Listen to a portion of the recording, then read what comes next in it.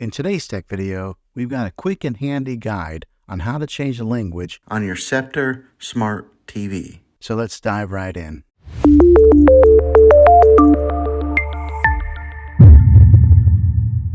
Step 1. Accessing the menu. First things first, grab your remote control and press the menu button. This will take you to the main menu where you can make the changes. Step 2.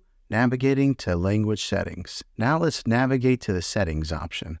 This might be under General, System, or Preferences, depending on your TV model. Step 3. Selecting language. Now look for Language or Language Settings. Once you find it, select it, and it'll reveal the available languages. Step 4.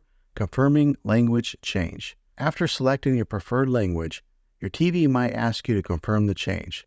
Confirm it, and then you're good to go. And there you have it, folks. Changing the language on your TV is that simple. If you found this video helpful, go ahead and give it a thumbs up. Go ahead and subscribe to my channel. I make tech videos all the time, and I'd love to have you back in the next one. Take care.